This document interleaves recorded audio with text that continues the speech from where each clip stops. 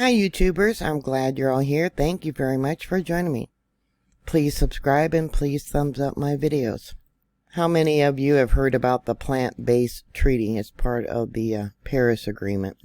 They want us to stop eating meat and eat things such as insects and have plant-based diets so they can save the planet.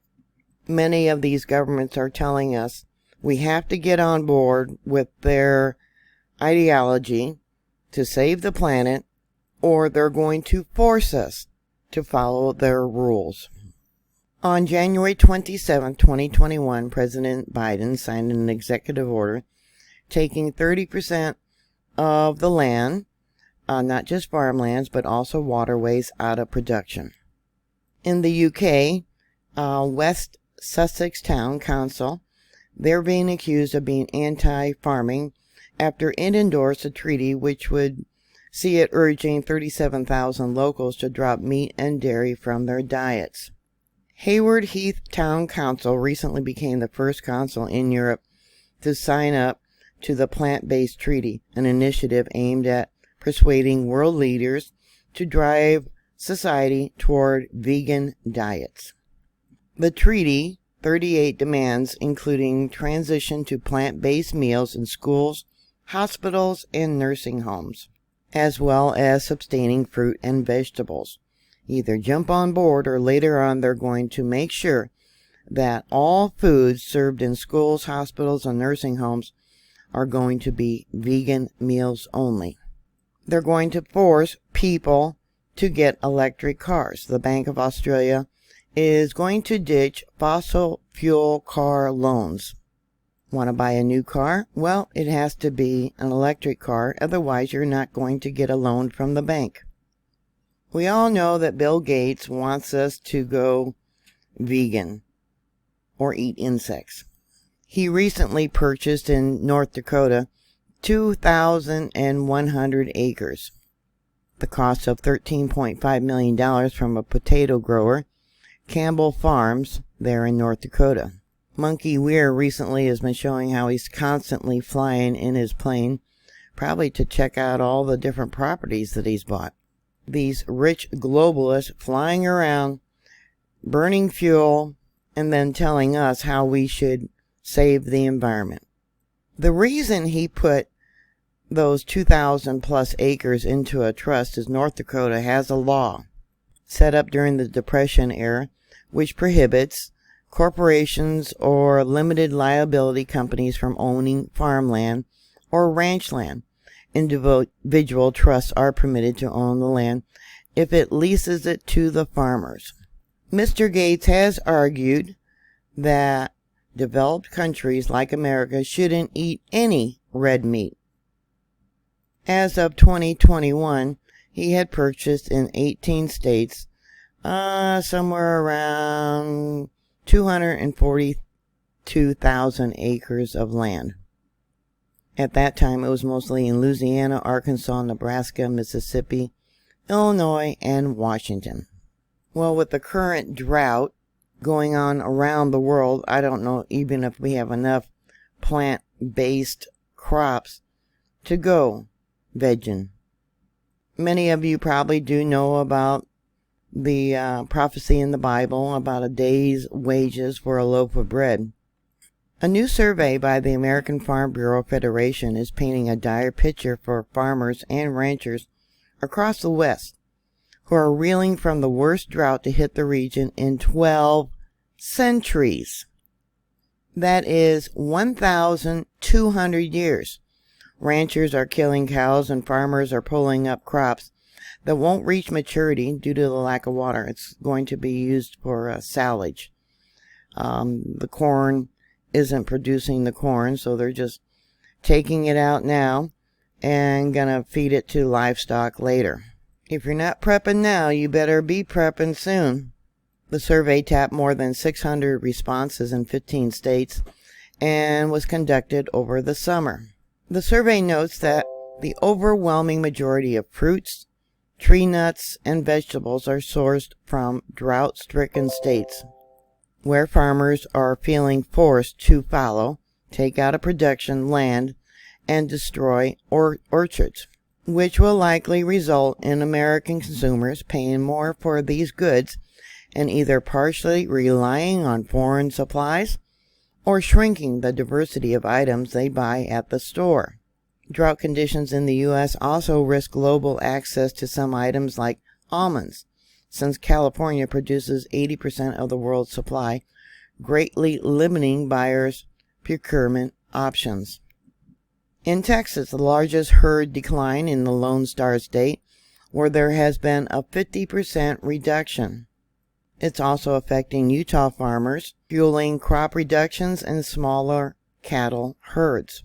Ranchers have been reducing the herd size for the last couple of years due to feed availability and the condition of rangeland, especially down south. Ranchers had to sell off half their herds. Expected crop averages are down 38% this year because of drought conditions.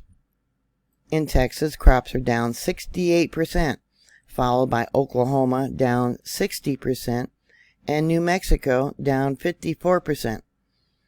Washington farmers are expecting the lowest yield decline, down 8%. In California, 50% of respondents reported removal of orchard trees or other crops is prevalent due to the drought, according to the survey. Utah's numbers stand at 19%. Many of you have heard over the last couple of years how China has been stocking up on different grains. Well, they're now being hit by the drought as well.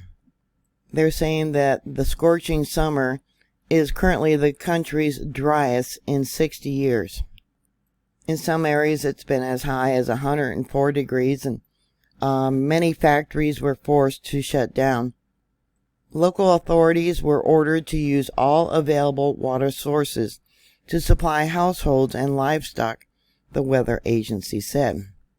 The biggest impact is in Sichuan, where factories have been shut down and offices and shopping malls told to turn off air conditioning after reservoirs to generate hydropower fell to half their normal levels. Factories that make processor chips for smartphones, auto components, solar panels, and other industrial goods were shut down for at least 6 days through Saturday.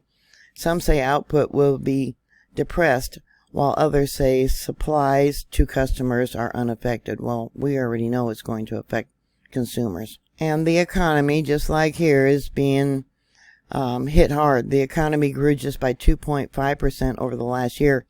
Earlier, in the first half of 2022, less than half of the official annual goal of 5.5%. They need that just to keep the economy, government spending, going. So, yeah, they're hurting just like they are here in the U.S. and UK, etc.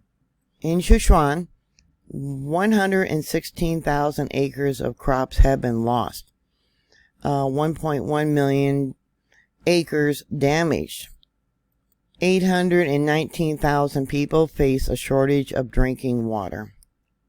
Farmers in the area usually harvest rice in late August or September, but plan on finishing at least 2 weeks early before the plants die. Parts of Texas have recently been getting rain, but here it says wetter weather is coming this weekend, but it won't be enough to end Texas drought. Yeah, they've been in a drought since last fall, last year. They're saying the drought there is worse than in a decade, but not as bad as it was in 2011.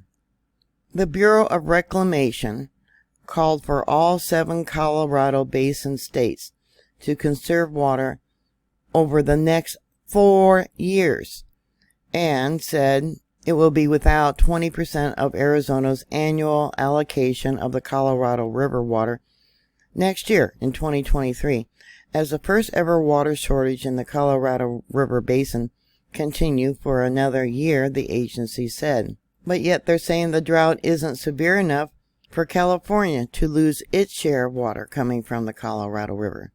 Go figure. This is what I was saying about forcing people to make changes, and if you don't, the government's going to come in. It says the cuts At the Bureau's basin-wide call for conservation over the next 4 years come after the Colorado River Basin states themselves failed to devise their own plan to conserve water. The Bureau asked the states in June to develop a long-term water conservation plan by mid-August, but negotiations have reached an impasse. Over the next 4 years, the Bureau of Reclamation said it is likely to reduce the water it releases from Lake Powell to keep the lake from dropping any further, and the agency will study whether Glen Canyon Dam on Lake Powell and Hoover Dam on Lake Mead can be modified to allow water to be released at its lowest level. It is unacceptable for Arizona to continue to carry the disappropriate burden of reduction for the benefit of others who have not contributed, Arizona Department of Water Resource Director and Central Arizona Project General Manager said in a joint statement. He added that California, Arizona, and Nevada carry the biggest responsibility for water conservation because most of the people in the basin live there.